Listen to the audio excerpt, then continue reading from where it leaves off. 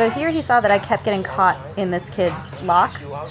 So he's like, if both your arms are outside, this is how you get out.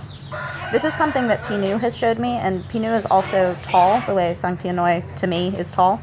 But it's his positioning. If you watch his head and his shoulder, the way he completely stretches out, that kid is smaller than him, but even someone his own size, the way that he stretches out from the shoulder, you can't really get out of that.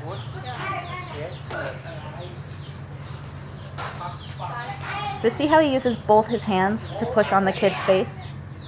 And he's saying, see how the kid's arm is on his arm, but is kind of loose because he's so outstretched, he can't really use that arm for anything. And then you can use it to attack because someone is basically pegged in this position. So here I'm pushing the kid's face back, but see my body position, how my head is down and my shoulders are kind of hunched forward. Watch his position. See how he puts his head back to like really stretch out?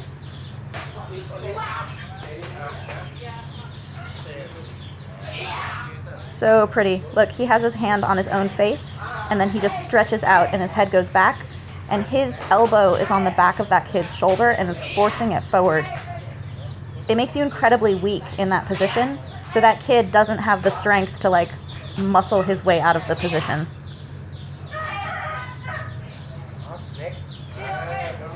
So here my head is still forward, and my forearm is on the kid's face, and Sangtiennoi insists that you want your hand on their jaw, and then your other hand helps.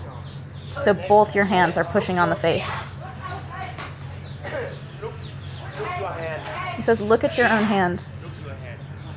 See how he's like cupping that kid's jaw? You don't want to go past the face like that. You want to have your glove right on the jaw because you can kind of control and hold the face from that position. And then his right arm is helping to push. And he's showing how the kid can't do anything from that position.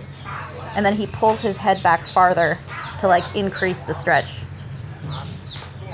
It's like a standing arm bar or something. So here I've got my head up, but see how my elbow is not engaged behind the kid's shoulder, so I'm not actually stretching him out. So there my other hand is helping and his shoulder pushes forward. So now that's a much better position because my elbow is forcing his shoulder forward.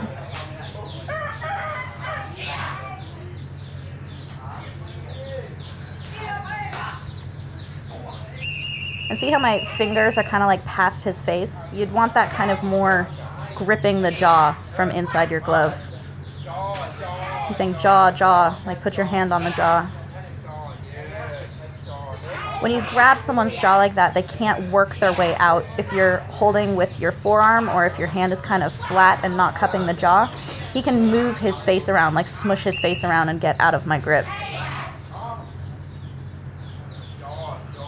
And see, my elbow is popped up again. So when I kind of push my shoulder over, it engages my elbow into the back of his shoulder and he ends up kind of bending forward. Look at how relaxed Sangtiennoi is, and he just puts his hand on my jaw first, and then just peels me off. There's so much tension in my arm, and he's like not doing anything. See how my elbow is like twisting? He's saying use your shoulder, and that's part of why you bring your head back, is that it pinches your shoulder to your jaw and increases the tension on your opponent's arm.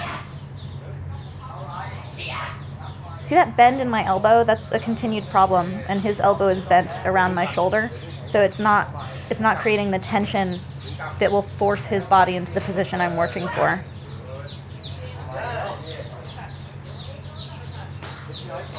So there he just showed me how the bent elbow does nothing, and to straighten it out and kind of rotate your shoulder.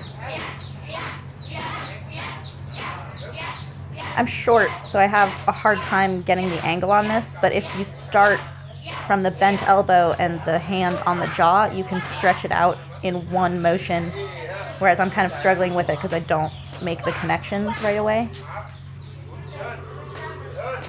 So he's saying step behind him, like turn and step behind him, and that'll flatten him out. Because while my